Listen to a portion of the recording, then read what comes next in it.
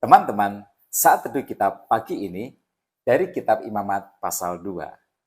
Pasal 2 ini adalah merupakan instruksi Tuhan untuk kurban sajian yang merupakan penghargaan kepada Tuhan atas pemeliharaannya di dalam hidup ini.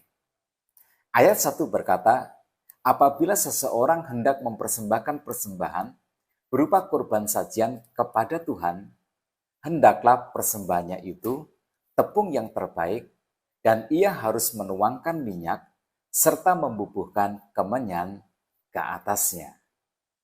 Nah, tepung berasal dari biji gandum yang setelah dipanen kemudian digiling dan diayak. Nah, dalam konteks masa itu, persembahan sajian ini adalah merupakan persembahan yang berasal dari pekerjaan.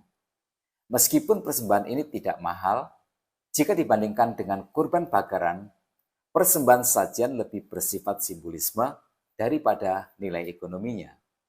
Simbolismenya adalah Tuhanlah yang menyediakan semua yang kita butuhkan di dalam hidup ini. Dia melakukannya dengan roti yang dia sediakan dan kekuatan hidup yang dia berikan. Jika firman Tuhan mengingatkan bahwa manusia bukan hidup dari roti saja, melainkan dari setiap firman yang keluar dari mulut Allah, maka itu berarti bahwa Tuhanlah yang menopang hidup umatnya, baik melalui berkat yang dia berikan, juga melalui kuasa yang dia sediakan. Nah, setiap detak jantung kita ada rahmat Tuhan yang membuatnya berdetak. Setiap nafas hidup kita ada anugerah Tuhan yang membuat kita bisa bernafas. Pesannya adalah bahwa Tuhanlah yang memelihara dan menopang hidup kita. Untuk memperoleh gambaran tentang persembahan ini, mari kita perbandingkan dengan persembahan hewan. Jika persembahan hewan kurban menggambarkan tentang pengampunan Tuhan atas dosa-dosa kita, maka persembahan sajian adalah ucapan syukur kita atas pengampunan dan keselamatan yang kita terima sebagai anugerah Tuhan. Persembahan sajian ini bisa berupa tepung yang terbaik dengan minyak dan kemenyan, tetapi juga bisa berupa tepung yang sudah diolah, berupa roti bundar yang tidak beragi, yang dipanggang dan kemudian diolesi dengan minyak. Atau juga tepung yang dimasak di dalam wajan yang dimasak dengan minyak. Ini artinya apa? Tuhanlah yang menentukan bagaimana kita harus beribadah. Tetapi meskipun Tuhan membuat ketentuan, Tuhan juga mengizinkan kita untuk membuat variasi bagaimana ibadah itu kita laksanakan. Dalam ayat yang ke-11, kita membaca larangan bahwa persembahan semacam ini tidak boleh mengandung ragi atau madu. Nah, ragi dalam kitab suci adalah simbol dari kerusakan atau simbol dari dosa, dan madu menonjolkan sisi manisnya. Keduanya dilarang untuk ditambahkan pada persembahan sajian untuk mengajar umat tentang persembahan yang murni. Tuhan menginginkan penyembah-penyembah yang benar, yang menyembahnya dalam roh dan kebenaran. Ibadah kita haruslah ibadah yang murni. Pelayanan kita haruslah merupakan pelayanan yang murni. Tidak boleh ada sesuatu yang ditambahkan atau disisipkan di dalam ibadah kita. Tidak boleh ada bumbu pemanis. Nah, coba pikirkan baik-baik. Jika ibadah kita iklankan akan ada kesembuhan ilahi.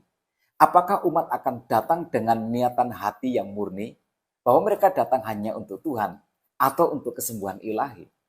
Jika ibadah kita promosikan akan mendatangkan kekayaan dan kemakmuran duniawi, cobalah renungkan baik-baik. Apakah kira-kira umat akan datang murni hanya untuk Tuhan atau dia mengejar kekayaan duniawi? Nah, jangan salah paham tentang apa yang saya maksudkan. Saya tidak menolak kesembuhan ilahi dan tidak menolak berkat materi. Allah kita adalah Allah yang murah hati.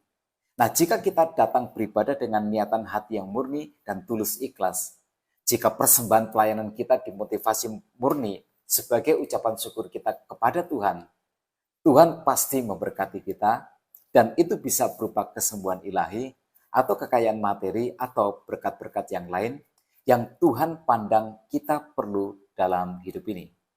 Yang saya tolak adalah teologi perdukunan dan teologi pesugihan.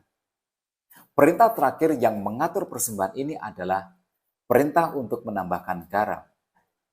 Nah, ayat 13 berkata seperti ini, dan tiap-tiap persembahanmu yang berupa kurban sajian, haruslah kau bubui garam, janganlah kau lalaikan garam perjanjian Allahmu dari kurban sajianmu. Beserta segala persembahanmu, haruslah kau persembahkan garam. Nah, apa maksud garam dalam persembahan sajian ini? Di dunia kuno, garam digunakan untuk mengesahkan sebuah perjanjian. Garam akan ditaruh di pedang atau pisau, lalu masing-masing pihak yang membuat perjanjian itu akan menjilat garam itu. Maknanya adalah itu sebuah ikrar kesetiaan pada perjanjian. Anda setia pada perjanjian atau Anda akan dibunuh. Jadi perjanjian garam adalah janji kesetiaan terhadap perjanjian yang dibuat. Garam adalah pengawet, karena itu garam melambangkan bahwa perjanjian tidak dapat dihancurkan oleh api atau oleh pembusukan. Jadi perjanjian garam menekankan daya tahan atau kekekalan perjanjian. Kemudian ada ketentuan lain dalam ayat yang kedua, ayat yang ketiga, ayat yang ke-9, dan ayat yang ke-16. Nah, tepung itu dibagi dua. Para imam harus mengambil dari persembahan itu tepung segenggam, sebagian minyak, dan sebagian kemenyan. Ini diperuntukkan bagi Imam Harun dan anak-anaknya. Itu adalah bagian para imam. Sedangkan bagian untuk Tuhan harus dibakar di atas mezbah sampai habis. Jadi ada bagian Tuhan dan ada bagian imam. Itulah hakikat dari perjanjian, selalu ada kedua belah pihak. Nah, saat imam membakar sebagian dari persembahan di atas mezbah, itu menjadi peringatan bagi Tuhan bahwa Tuhan akan menepati janjinya memberkati umatnya. Dan umat yang diwakili oleh imam memiliki kewajiban untuk hidup sesuai dengan perjanjian Tuhan. Pesannya adalah hidup kita bergantung sepenuhnya kepada Tuhan. Dan kewajiban kita adalah untuk setia dan taat.